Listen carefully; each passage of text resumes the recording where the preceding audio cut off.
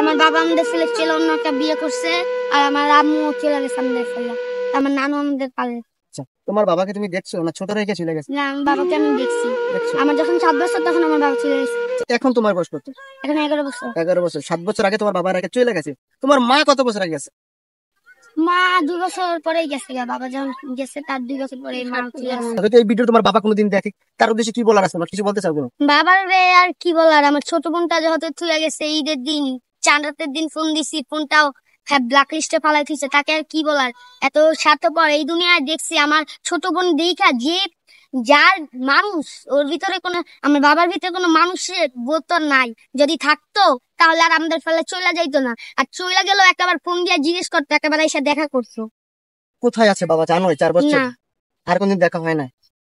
আচ্ছা, তো বাবা চলে গেল, মা গেল কেন? মানে মাও কি হয়েছে? মার সাথে তোমার মানে কিছু হয়েছে? মা হঠাৎ করে না, কোথায় গেল? বলছে যে তোর বাবা চলে গেছে, তাহলে আমি থেকে কি করবো, আমিও চলে যাবো।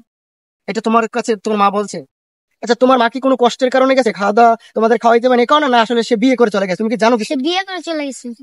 সেই বাবাকে তুমি দেখছো যে যাকে বিয়ে করছে? না, সে তাদেরকে তো দেখিনি।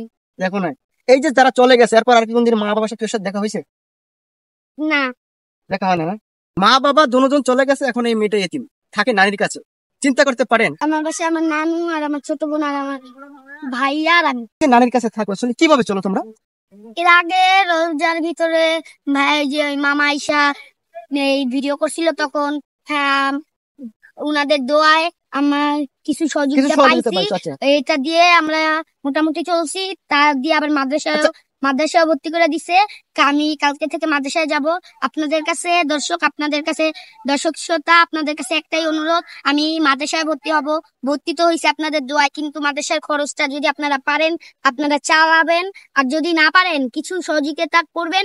আর যদি না পারেন, আপনাদের সামর্থ্য না থাকে, তাহলে আপনারা বেশি বেশি করে লাইক করবেন এবং শেয়ার করবেন। নানু মানুষের বাসায় কাজ করতো, তাই আমার নানুর কিডনি একটা ড্যামেজ হয়ে গেছে, মাঝের হাড্ডি ক্ষয় হয়ে গেছে, তাই আর কোনো কাজ করতে পারেনি। মানে তোমার নানুর একটা কিডনি নষ্ট এবং ড্যামেজ হয়ে গেছে? আর মাঝের হাড্ডি ক্ষয় হয়ে গেছে। আচ্ছা, তোমার কি নানা আছে? না, নানা মারা গেছে। আচ্ছা, তোমার যার 2টা ভাই বোন আছে? সৎ নানা আছে, কিন্তু সৎ নানা বলে আমাদের ছেড়ে ওনার কাছে চলে যাইতে। বাপ মাই ফালাই হয়ে গেছে ওদের রাস্তায় ফালাই, আমাদের বলে রাস্তায় ফালাই থিয়া নানার কাছে যাইতে গা। নানি হ্যাঁ যায় না, নানু আমাদের ফালাইতেও পারবে না, তাই আর নানু বলে হ্যাঁ তাহলে নানা কয় তাহলে তোর সংসার করুন না, বাবাকে কিছু বলতেছে তাহলে এর জন্য নানা আমাদের আর নানি আমাদের পরিচয় দেখা আমাদের সাথে থাকে দেখা। নানা বলছে যদি তুই আমার সংসারে থাকতে পারস, নাতি পুতি সব পালায়া, তাহলে থাকবি, না থাকলে নাই। এর লেগে নানি আর নানার সংসারে থাকে না। মানে এই কারণে তোমার নানাও চলে গেছে? হ্যাঁ। আচ্ছা, এই যে কথাগুলো যখন বললে তুমি যে মোটামুটি বুঝো, কষ্ট লাগে না? কষ্ট লাগে। দর্শক, আসলে কি বলবো, বলার আমার ভাষা নাই। বিষয় হচ্ছে ওর নাম মিম।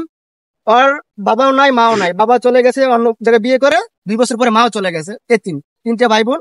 নানির কাছে থাকতো, নানাও নাই। সেই জায়গায় নানি একটা বিয়ে করছে, সেই নানাও সৎ নানা যাকে বলি, সে ওদেরকে দেখতে চাচ্ছে না, বিদায় নানির সংসারটা এখন আসলে ঠিক নাই। নানিও নাকে দেখাশোনা করে না। এখন ওরা আছে খুবই অসহায় অবস্থায়।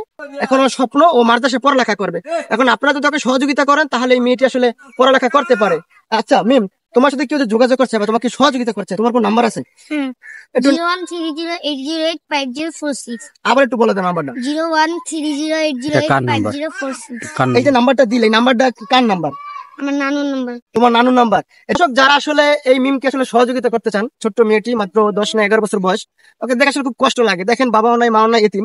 তো এই মেয়েটি যদি আপনারা কেউ সহযোগিতা করতে চান, অবশ্যই স্ক্রিনে নাম্বার দেওয়া থাকবে, এই নাম্বারটি সহযোগিতা করবেন, যাতে করে এই মেয়েটি আসলে ভবিষ্যতে বড় হতে পারে। এবং দেখেন আমার স্বপ্ন, ও স্কুলে পড়ালেখা করবে, ও মাদ্রাসায় পড়ালেখা করতে চায়, ভালো একটি মানুষ হতে চায়। তো 3 পারা পর্যন্ত কোন স্কুল পড়ছিলাম। তুমি 3 পারা কোন স্কুলে পড়ছো?